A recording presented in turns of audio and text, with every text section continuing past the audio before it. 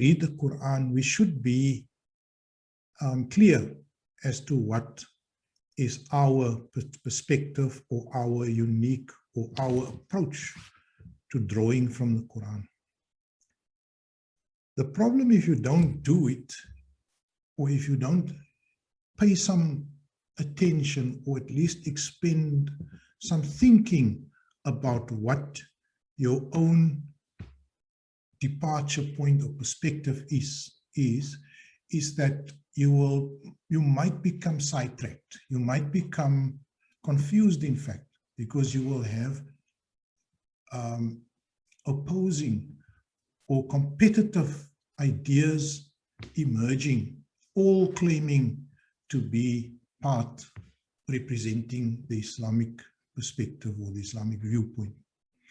And so we need to, before we proceed further with our investigation and our search for meaning from the Holy Quran, we need to stand still. I want to ask you and me that we just stand still this week and ask the question, how do we know who is right?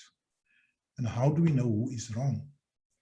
Because here you, Uncle Anwar or Brother Anwar, or whoever, you are dropping a whole lot of stuff on us.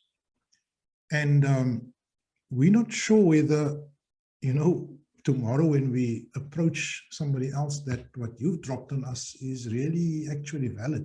We like you, you're okay, you're a nice guy, and so on. But how can I take what you say to the bank? Has it got currency? Has it got real currency? Or is it just, something that you're also throwing out there? And so I want to discuss with all of you who are here this week, this evening with me. I want to leave some ideas with you, and then hopefully we can then proceed to have a nice open discussion. And we should be, we've got an hour to do all of this. But I think it is absolutely important that we have to do this and stand still before we proceed with the rest of the Quran, that we do have to just stand still here and make sure we have a right understanding. So I title this talk here this evening, I want to title it, Who is Right? So that was just, So let us quickly, first of all, who is to say what is right and what is wrong? Who is the adjudicator? Who is the judge between what is right and what is wrong? We all believe it's the Quran. Okay, fine. But there could be a time when even the Quran could be, like I have often shared with you during this session, there are viewpoints that are at loggerheads with the Quran. For example, there's people who say that the punishment for adultery or for fornication is, stoning to death. And we know the Quran has a verse that speaks about zina, and there it says that the punishment for fornication is actually 100 lashes. So we already know that there are competitive viewpoints. Now, the one that says that stoning to death is the right way to do it is the prevalent view. It is actually the view that is embraced and adopted by 99% of the Muslims. It is prevalent in Saudi Arabia, it is prevalent in Iran, it is prevalent in Afghanistan. You can go and look for videos on YouTube. Women are being stoned. I've never seen a man being stoned. But we need to clarify, if we say it's not right, if we say it is an evil or it is wrong, we're making a claim. And are we just going to be one claim versus the 99%? Or is there actually a claim that has validity, that has substance, that has currency, that is something that I can feel, no, I can take this to my grave, I can take this to my Lord, I can face Allah with this understanding. I will live by this. Because remember, whatever you believe and whatever you hold dear, that will define you, that will become you. If you believe that it's okay to to hurt or to steal, then you will be defined as a sadist. To inflict pain, then you will be defined as a sadist. If you believe that you believe in love and kindness and compassion, then you will be defined as a compassionate person. If you don't believe in those things, you cannot be those things. So we are what we believe. We take on the essence of the things we internalize and believe and adopt and embrace. Does that make sense to you, hopefully? So here we are sitting with the Quran, we're sitting with this religion which we have received from our parents, most of us, some of us, alhamdulillah, have found it all on our own. Allahu Akbar for those people, and may you get the rewards for that.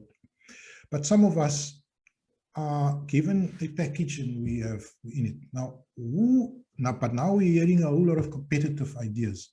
Who is right? And what does the Quran say about this theory of knowledge? Now, first of all, the Quran does accept that knowledge is a thing. Now, knowledge, if we want to say who is right and what is wrong and what is right, then at the very simplest level, that is the definition of knowledge. What is right and what is wrong. And to categorize the rights and to categorize the wrongs. That is just knowledge. It's a very simple level. I don't become academic here, but at a very simple level, what is valid and what is invalid, what is and what is not. Those are simple ideas, simple definitions of what knowledge is. We have an idea in Islam or in the Quran that knowledge is that which is true. Knowledge is that which is true, which is real. And in fact, the word for truth is the same as the word for real in Arabic. Haq. Haq, ha and qaf, for truth and for reality, it's the same word. And for right. True, truth, reality, and right. That's all the same word called haq. So let me just show you here. The Quran accepts that knowledge is a thing. There is something such as knowledge. And so the Quran does advance an understanding or a theory of knowledge. Dinaz just told earlier, Nazli told me that she looked and she found 110, 100 and something places where knowledge is listed. Just the word knowledge, ilm, in the Quran. So it is a frequently occurring term in the Holy Quran. But I want to contrast it with another frequently used term. And that is, let me just quickly take you to this other screen here. This term, dhan. Dhan. Sorry, let me just type it in. I'm going to do it very slowly with you so that you can go with me through this. I want to get to the word dhan. There we go. And what we find here is, there we go, a negative term in the Quran. A negative term. The word knowledge is mentioned 100 and something times.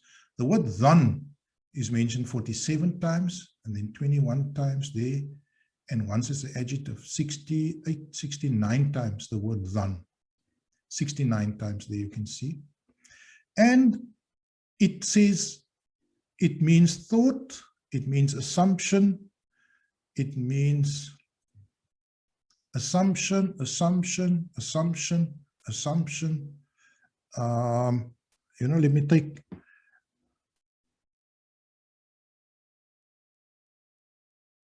Let me take, this example here, where Allah says, and amongst them, the verse doesn't say Jews, are illiterate, who do not know even the bare minimum about the meaning of the book, except hearsay and false hopes. They know only to recite the book verbally and follow mere speculation and assumption. Dhan. So I want to contrast the word knowledge now with the word dhan, which is speculation, 69 times. The word knowledge, 110 times. The word dhan, 69 times, which is speculation, thinking, hearsay, assumptions. And so let me then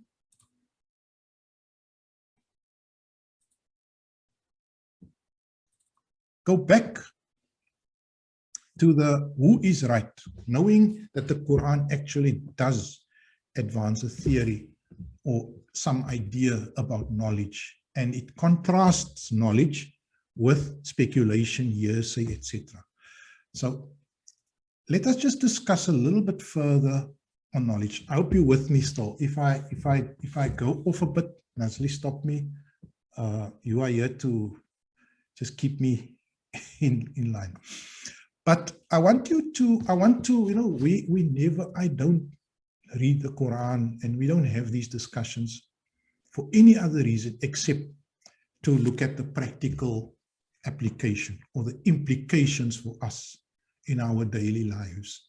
So although I will become philosophical or I will become theoretical here, I want to bring it back to what is meaningful and what is relevant to us. So we're going to investigate the Quran's perspective on knowledge. We're going to try to understand what is knowledge according to the Quran, and what is not knowledge, what is speculation, what is conjecture. You know, I made the example of the stoning of women. It's there, people claim it to be true, they live by it, people suffer because of it. It's a painful reality.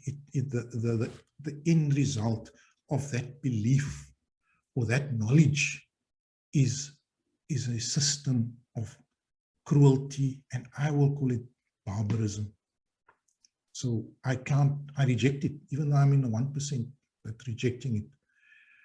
But what about more everyday things? What about social media, ideas that circulate on social media? What about ideas that arrive via the mass media, via the, you know, the news channels, via the grapevine, via, you know, our friends and our peer groups? What about knowledge and information that reaches us through those avenues? How am I to distinguish between what is right and what is wrong? Now, in the West, or in our modern society, which we are very much a part of, although we want to claim that we're not, but we are, there is two very clear theories of what is knowledge today. The one is the dominant theory by actually today, and the other one has become less dominant. Now, today, I'm not going to make this the highly theoretical thing. I've got 2 slides. I'm addressing people who are not, you know, although we have academics, I think, in our family. I don't know if any of the academics are online, but forgive me if I'm going to simplify and like, what is the word? Maybe trivialize some of the ideas, but I'm sure I don't want to like go too deep into theory. Today, in the Western world, there are 2 dominant approaches to what is knowledge and what is not knowledge, what is true and what is not true. And the 2 dominant paradigms, a paradigm is just a system by which people all, you know, a coherent system of understanding. So there's 2 systems of understanding, and that is, the one is constructivism. I'm going to go into that now. And positivism. Those are the 2 dominant ways in which people understand knowledge. I hope you're all still awake. Let me first look at what is empiricism. Empiricism means smell, feel, taste, touch, how many, counting, whatever. So according to this paradigm, which I guess if you're a scientist, or if you're a biologist, or if you're a researcher, hard science researcher, physics, chemistry, I don't know, then you would be most likely be an empiricist. It means you regard truth or knowledge is not what you, me, or we decide, but what is demonstrable to all of us. So what can be demonstrated objectively? So in other words, is the sky blue? Yes, let's all look up. We saw the sky is blue. We know what is blue. We all agreed. So the sky is blue. That is called empiricism. How many legs does an insect have? Let's all get 100 insects. We count the legs. There's, 6 legs. Right, we all agreed now. Insects have 6 legs. So truth is arrived at by seeing, smelling, touching, feeling, hearing, etc., etc. And empiricism, according to empiricism or positivism, was another high word, big word. There is only one truth. You can't have 2 truths.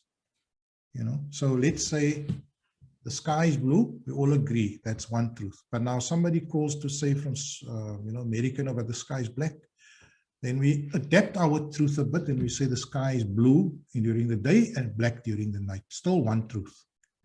I just elaborate it a little bit further. So all truth always forms part of one united, unified system of truth. I think you can see where the problems can creep in with empiricism. Because empiricism is mostly what I see, what I feel, what I touch, what I hear, and I'm applying what I've heard, what I've felt, what I've seen now to the generality. I've now made my reading or my observation the basis of making a broad claim. And the problem comes in when you're dealing with stuff that is not touchable, feelable, hearable. So let's say I'm going to offer you this one. Is there a God? Is there a creator, divine creator? So now you're running into problems because there's no hearing, sensing, touching, there's no empirical evidence now. So now you're running into problems because your truth stating that there is a God is falling short, of this test of empiricism. And so already we who are believers in the unseen run into a little bit of a problem with empiricism. I hope you're all still with me. Leslie, tell me when it's getting a bit too theoretical. All right. Let us look at the alternative then, because now an alternative system in the West has replaced empiricism, or it's become more dominant. But I'm going to say upfront, it is also an alternative that is fraught with problems. But let me not prejudge. Let me give you some features of what socially construed or constructed knowledge is. I'm using the I word here, constructivism, but to understand what it means, just follow what I've put here. Truth or reality or what is right is what I decide it is. Same for what is wrong. If I say something is right, that is my truth. Truth, maybe more than what I say, is what we decide it is. Truth is what is dominantly assumed as truth. Truth is what each person decides it is. This is the extreme view on constructed knowledge. There are many truths, not just one truth. There's no broad and generic truths. There's no overall truths. The Quran is true for the Muslim, the Bible is true for the Christian, humanism and science true for the atheist, etc., etc. Truth is entirely up to the claimant or the believer. There is really no falsehood, if you think about it, only a different viewpoint or different perspective. Now, I can tell you that a German philosopher, Immanuel Kant, K-A-N-T, is often regarded as the original philosopher that is behind this type of approach to what is true or what is knowledge. Because now you're rescuing God, you're rescuing Allah. So now you can say that because Muslims believe there is a Allah and they accept it and they live by it, then there is Allah, then there is a God for them. But the atheist who says there's no God because there's no proof and there's no this, he's also great. He's good. He's got his own truth. He's fine with that truth. So what is happening is that we are actually rescued in a way. You know, our Quran is rescued. Our belief system is rescued. We can actually now sleep better at night knowing that we can't be chased away. You know, we are valid citizens of society with our own truth. What is the challenge here? The challenge, of course, is that when you have a multiplicity of truths, then no one can actually claim that his truth or her truth is ultimate. Then I'm sitting here talking about stoning of the woman is evil, but that would just be a perspective. It would be one perspective. And then legitimately, the person who wants to stone the woman can say, well, this is my perspective. We live by this perspective. It's all okay. To the extreme, the oppressor, the people in control of the resources of the country, in control of the wealth, in control of, you know, the powerful people can claim that they can manipulate what is true and what is valid. And they can, you know, blame you if you want to challenge the status quo, because what you would be doing is challenging somebody else's truth. So the status quo, you become almost like complicit in a system of oppression. And needless to say, I'm not, you know, in either of the two. So constructivism is often today, another term that is used for constructivism is postmodernism. We're living in a postmodernist world. And then empiricism is often referred to as modernism. It's the time of proofs, of evidence, of counting, of observations, of statistical analysis. Whereas constructivism, social construct, is postmodernism. There's no, we don't want to, you know, to each his own. That is I think the core idea. But let me then, after I've given you that perspective, those two ideas of what is truth, in other words, what is knowledge. So let me just, I want to sort of just concretize this idea now. According to postmodernism, if a group of people hold that something is valid and truthful and important and valuable as knowledge, then you cannot deny it. So if you have, for example, the LGBT outlook on the world, which is a sexualization of the human experience, which is it is categorizing or compartmentalizing the human experience in terms of sexual experience, you know, or practice. then it is a perfectly valid system of thought. It is constructed. It is enough people believe in it. There's a website. There's in fact a whole community on the internet. There's millions of people. There's the Gay Pride Day all over the world. It's on CNN. It becomes valid human in knowledge and endeavor, and legitimate in terms of the constructivist school of thought. You know, the constructivist or the postmodernist has no basis on which to condemn it or to criticize it. In fact, you would be criminal to criticize it, because it means you would be encroaching on their right to hold their own position.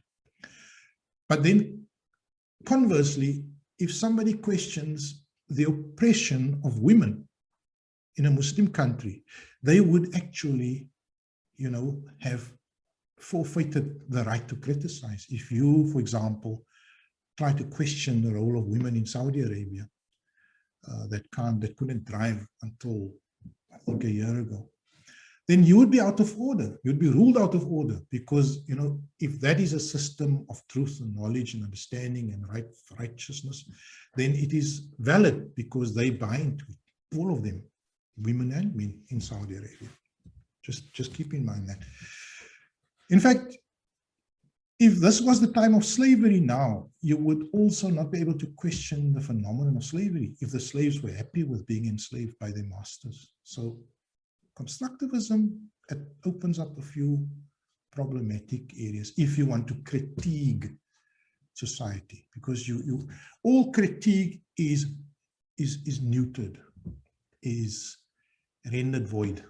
Social critique is almost like the only social critique there is in declaring, you know, in deconstructing the opposite or the alternative. And deconstructing is not invalidating, it is merely deconstructing. So it is not delegitimizing, it is merely deconstructing, it is unpacking, it is listing, it is unraveling. So I want to then, I'm not going to become too theoretical, I promised. So I want to, for us, our sanity, we need to have our own sanity. And to keep our own sanity, we want to steer the ship. We want to plot a steady course here. We don't want to go get confused and become empirical or become constructivist and lose our way or become completely confused. There's no need for that, because the Quran is clear. The Quran offers us a very, very clear understanding. So knowledge in the Quran, knowledge is a claim to truth based on a proof. The Quran raises the essential aspect of proof called dalil, hatu burhan. Give your proof. Dalil, there's another word, burhan.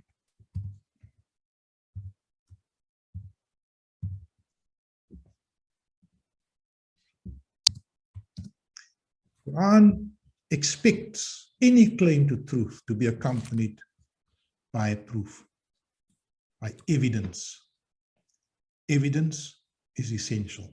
So in other words, the Quran's theory of truth is there has to be evidence. The Quran has a second point, key principle, is that there is truth and there is falsehood. In other words, the Quran postulates or lays down the principle that there are universal truths and there are universal falsehoods. That's principle number 2. Number 3, slightly different from those two, is there are also false claims to truth. So there are falsehoods, but there are also false truths. And that is where the Quran uses the term dhan, speculation. So those are the basic principles of the Quran. And then the final slide I want to show you, then we can have a discussion. Valid proofs, because it does state here that there must be a proof. No claim of knowledge is valid without a proof. And the proofs that the Quran advances are clear directives from Allah. In fact, the Quran often uses the word signs or ayat. Now, the word ayat is a very interesting word. An ayat is a sign, but it can also be a direction. It can be a directive. And so often the Quran would point to the signs in nature. And the Quran itself uses proofs. The Quran hardly ever advances an argument without offering some sort of proof or some sort of, reasoning behind it. And so Allah will either in the Quran show you clear directions, but sound reflection, logical reasoning would be another valid proof. And the Muslims actually were the people who transmitted the work of Aristotle in the, say, 800s, 900s. Then current era, then famous Muslim philosophers like Averroes or Ibn Rushd, guys like that translated the works of Aristotle, because the Quran was so adamant on reasoning and logical deduction and thinking and pondering and using your intellect. Do they not ponder? Do they not reflect rationally? And you cannot deny the element of rationality in human beings. Human beings, it is part of human. As true as you have other faculties, you have a rational faculty as a human being, which means you are able to make sense of things. You are able to make things make sense. That is rational reasoning. Empirical methods, the Quran often will refer to, do you not observe the rain, how it comes about and how it nurtures the earth. So empirical methods are often invoked. Pragmatism, Allah does not want hardship for you, but want ease. Allah does not want hardship for you, but Allah wants ease for you. So pragmatism, pragmatic truths. Also socially founded knowledge. Atiullah, atiur Rasul, ulil amri minkum. Obey Allah, obey His Messenger, and those in authority amongst you. So if there is a socially founded mechanism to arrive at what is knowledge and what holds true, also acceptable, but subject to the previous ones. So to end off, what our knowledge, our theory of knowledge, and this is the point I want to make tonight, is yes, we do have a theory of knowledge. Yes, it's an understandable, it's not an impossible theory of knowledge. It's a theory of knowledge that allows us to navigate the difficult, stormy ocean of modern society or postmodern society. And that stormy ocean that we experience is that the storms in that ocean, the difficulties in that ocean, is people clinging to extremes, the two extremes. On the one hand, people who believe that there's no truth except what you can count and see and smell and hear. That's the extreme, because then you become an atheist, along that path. You don't have any other choice. Because I can't show you proof that the Malaika exist and that you can't even prove aspects of history, because history is also part of the unseen, So because society has opted for that extreme on the one hand, or the other extreme where you actually detach all truth from anything firm, you make all truth float, and whoever makes a claim, that's their claim. Whereas the Quranic approach to truth is that the ayat of Allah, the Quran, the verses, those the truth has to come with a proof, number one. Number two, truth is universal. And number three, there is such a thing as falsehood or claims that are false, conjecture in other words. So those principles the Quran uses, and then the Quran goes on and says, now, when you make a claim to truth, you need to advance your proof. And what are those proofs? Those proofs could be the verses of the Quran. It could be as elements in nature. It could be your reflection, your rational reflection. It can be what is pragmatic and useful.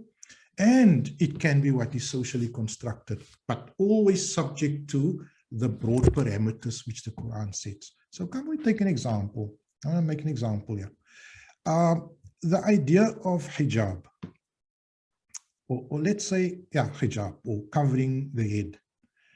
Now, if we're living in a country where, let's apply the Quranic logic, the Quranic theory of knowledge. If we want to declare the wearing of the veil is a valid claim, it is correct and valid and to be encouraged.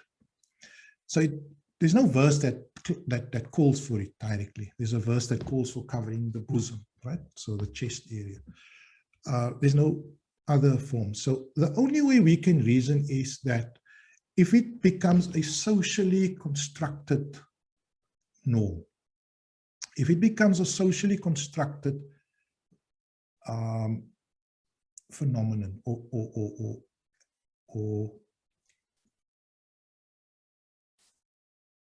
enjoyment, I don't know what is the word, then you can claim it's legitimate because it doesn't go, it's not at odds with the Quran, it is not at odds. And so we declare jointly as a socially constructed new norm, which then becomes part of our knowledge base, that we will have that dress code. So dress code is something if you want to decide on it. Another example is liquor, like alcohol. Like I said in previous weeks, there's no verse that actually declares it haram as such, but there are verses that says avoid it. It's a tool of shaitan, of Satan. And so by social contract and agreement, the Muslim world has agreed that it is something that we will not engage in, and we will be. If, however, tomorrow a new society emerges who follows the Quran, let's say, for argument's sake, and I just want to end off with this. For argument's sake, if, say, America, we're doing a hypothetical experiment here. If all people die and a new people arise, and those people follow the Quran, and those people only have the Quran to follow, and they can't find a verse that says alcohol is haram, they just see it is discouraged, or it is a tool of shaitan, and it becomes a practice there. That would not be, that would be, in that context, the practice of drinking would become legitimate. It's not, it would become maybe frowned upon and legitimate, like smoking, or like gossiping, or like, everything else that we do that's not legit, that's not encouraged. And coming late, or like, not feeding a hungry person next door. It's all not good practices, or like, wasting money. So I will conclude there. It's been a bit heavy, but why I'm doing this is I'm leading into a discussion which I want to have, which is on the idea of madhab. And, the Islamic history of madhab does require an understanding of what is your theory of knowledge, who is right and who is wrong. We've got about 15 minutes left. It's a bit theoretical. Those of you who are with me all the time, shukran. So I will open up any question, any discussion, or any, if you can enrich the discussion, please do so.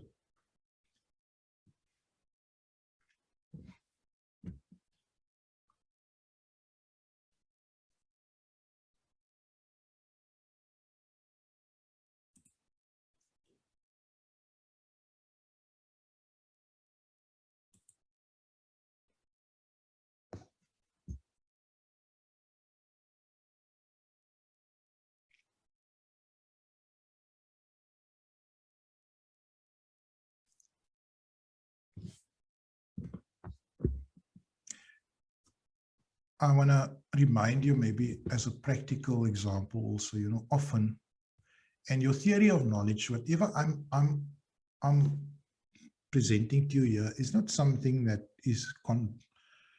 is relevant in a religious context. There is no such a thing as religious and non-religious. There's only one system. We all part, life is one.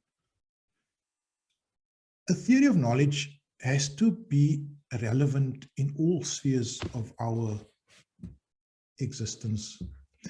So, for example, if you get a WhatsApp message that makes a claim to truth, that is advancing a particular claim, I think the Quranic perspective is you must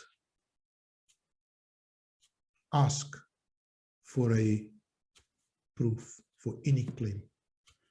And in scholarly circles, there are certain words that people use, and that is like citation, or what is your source, or what is your reference.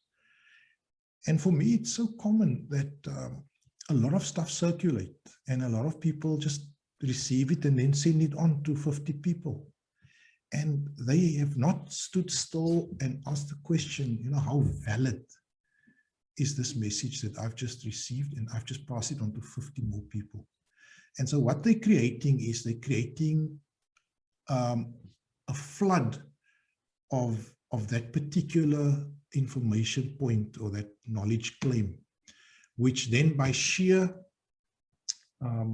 overwhelming numbers become socially accepted as the truth. So the same goes for the mass media. When you watch the news and you hear the same thing repeated, if you hear over and over that Iran is the sponsor of terrorism, if you hear that Iran is a Shia country, Iran is, spreading Shiism, if you hear it over and over, it's a claim. It's just a claim. But as a person who advances a Quranic understanding of knowledge, you need to demand proof. You need to verify. There's no automatic socially constructed truths that are not in any way advanced with any proof. And so I want to actually make it very real, and that is that if you do receive any claim, even if it's me making a claim, the Quranic tradition or Allah's requirement for you to base your behavior on it is to verify it. So you cannot take somebody's words and go and shape, because I said earlier when I started, I said, we are what we believe. We take on the nature. Our identity becomes what we assume to be true. And if I assume it is good for me to beat my wife now and then, because that is what the Sahabis, subhanAllah, what some great sheikh said, you can beat your wife if she's obstinate, then I will become a wife basher. I will become a gender abusive person, as they call it, gender violence. I will promote gender violence.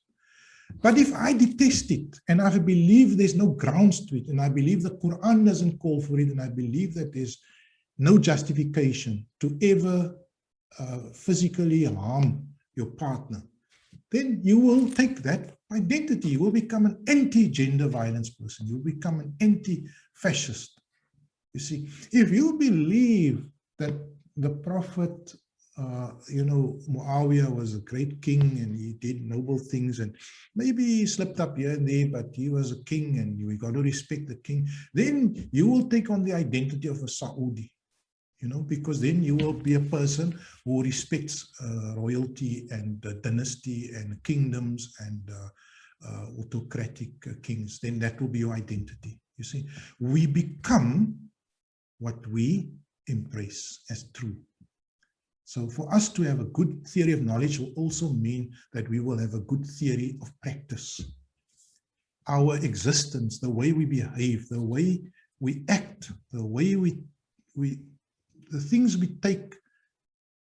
we are concerned about will be affected by the things that we embrace and we believe. I'm still waiting for any questions, so I'm just filling up the space. There's a chat. Shukran. Never thought about these theories. Shukran. Assalamu alaikum, Khadija. Nice to see you here. I'm actually very small compared to your understanding, Khadija. I'm just giving my understanding. You know what? You need to taste everything here, even me. And to get feedback from Khadija, that's good. That makes me feel really good. Alhamdulillah. And so those of you at university, I hope we have a few here. I think you can apply this to your own research. If you're going to be doing research, like medical research. For example, let me take an example here. Medical research is very, very skewed in terms of the constructionist. It has shifted. Medical research used to be very empirical. It used to be about testing something in the real world and then coming to objective conclusions.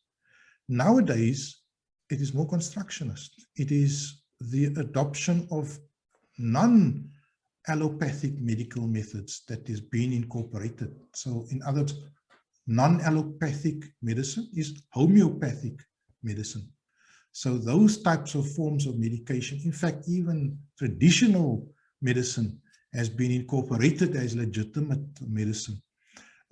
So it is relevant to you, but now how does a doctor function if you've got to compete with a traditional healer? I mean, if there's one patient going to two, it becomes very complicated. Remember, we always say that from the Quranic perspective, we allow for multiplicity, socially constructed knowledge, but subject to, it must be connected to reality. There must be reality in terms of nature, empiricism, or divine guidance, divine words. If there's any other questions, we can have them. Otherwise, I believe sometimes there's not going to be questions because it's a deep topic. But maybe off topic, if anyone wants to, send me a message off topic also, please.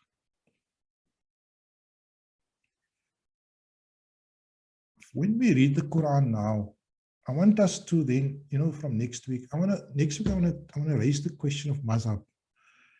Madhab, what is madhab? Because madhab, like we have here two ways of looking at knowledge, empirical knowledge, let me use the term modernist knowledge, which is based on evidence and science and counting, and you have constructivist, which is postmodernist. From now on, I want us to read the Quran not with those two, because that is the mistake we've done. Those people who mislead us, they use one of these two approaches. So they either reduce the whole Quran to perspective and then take the power that the Quran has to change society away, because there is no change if everyone is right. You can't change society if everyone is right. There's no change, there's no differential, there's no what is the word? There's no tension if everyone is right. But the Quran creates a tension. There has to be a tension. And the tension of the Quran is between right and wrong. And I mentioned to you last time, we spoke about the dialectic of the Quran. There is a tension. The Quran at countless places refers to this tension that has to exist. Not just the tension in our own selves, in which we are trying to perfect ourselves morally, but also the tension in society, where we have to strive towards perfecting society. And in a postmodern sense, there's no tension, and how many Muslims don't buy into the multiple truths? I mean, if you look at a famous person like this famous American politician now from Somalia, they are perfect. They fall into the trap of the multiple truths trap. So which means Islam is right for the Muslims, but they become complicit in the broader systemic system of oppression. Okay, I've got a message. Salam, good topic, especially young, vulnerable minds. Terima kasih. Shukran, Baruch. Okay. Yeah, okay, fine. Okay, it's a good point. Keep it here, Anna. So I just want to say welcome all the participants. I think Asif is here, but that would be a very big honor if we have an academic like Asif also here. And I would welcome people like Asif and Khadija to please, would you not please also come up one night and just give us an introductory talk? Asif, you and Khadija, both people who have studied was gone very far. Make dua for the sick. Oh, okay. So I want to also, before we sign off, I want to also remember all our families. You know, uncles are getting on in the years. Is Uncle Rastam here? Huh? I don't think so. But you know what? I was visiting him on in. I was at Timina today. Yeah, you know, our family, they are going old people, and you are now the people who are younger in their 40s and in their 30s, depending on you people. Wow, we have no other people to depend on except you. And so what I'm doing here is maybe a last minute attempt to leave something here for you to mull over into some. So I ask Allah for those older people, Allah will grant them still a long life and health. They are now older. Timina, Gorastan, Pusale, Rashid, Tifati, and Tihamida, whoever, our dear and close uncles and aunts. But also other people who are unwell with COVID. You know, I'm worried about Hassan, Labiba, whoever is at their home, Uncle Khalik. May Allah grant them recovery. You know, this COVID thing has confronted us with who's right and who's wrong. But you know what? If you follow the simple rule, you know, seek for proof. Do not go by what is being claimed, but rather go by what is proven. Then you can't go wrong. You can never go wrong. And don't get lost in a dominant narrative, because the dominant narrative, the Quran always decries the dominant narrative. The Quran is averse to the dominant narrative. The dominant narrative is most of the time the one that is off mark. And the Prophet had to deal with it, and Nuh had to deal with it, you know, and Ibrahim had to deal with the dominant narrative. It's the narrative that you are flooded with. And you should always feel more inclined to being on the dissident, in the dissident narrative. You should always feel, you should always investigate and seek out the dissident narratives. Because the dominant narrative is created by the elite. It's created by the organs and the instruments of the elite. And so don't look for truth there. Shukran, everyone. I think we're going for... I wanted to just quickly make a comment, not the question. I wanted to say thank you very much, you know, for raising this.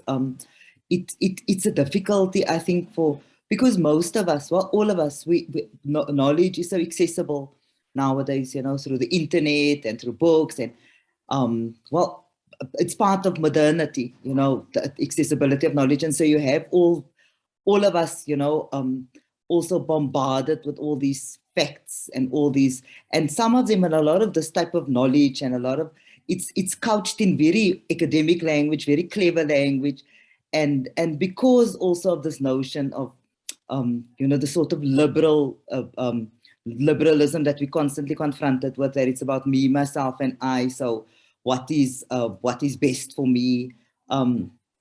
So because we all get fooled also into the idea that, yes, we are equipped because we read one or two things on social media, so now I can also decide what is best for me. And of course, the danger lies when we try to do this exactly as, how do I say, like when we want to decide with regards to religion what is best for us and what is not, because one can become caught up in that. And so the whole idea that even religious knowledge, it's subjective. Everything is subjected to what is best for me. And so you were mentioning the idea of sexuality, for example. So everything is about me, myself, and I. And because it's the dominant narrative, it becomes easy for us to get caught up in that. And so we have that on the one hand, and on the other hand, we also have this type of old school ideas around religion that that's probably a bit backward. So it can't be framed through sort of the academia and more modern theories of knowledge, or even through a modern type of frame. And when I say modern, I don't mean modernity as in through a theory of knowledge. I mean as in that it can also be contemporary in terms of being. So it's this idea also about one day when I'm older, and then I can also, you know, maybe do one or two things with regards to that.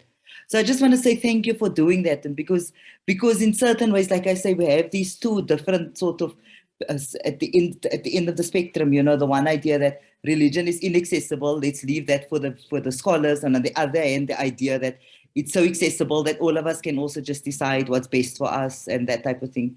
So thank you for at least, you know, alerting us to the fact that yes, there are certain tools, of course. It doesn't mean that all of us can have access and can decide things, but that there are certain tools that we can use, and logic and reasoning and societal norms and pragmatism and so on, you know, to not so much the big things, but also the smaller things, so that sometimes you land in a situation where you maybe don't have an exact answer, but by using these tools, you can say, okay, I can make an informed choice around, around, you know, whatever the situation might call for, whatever the context is. So just thank you for this.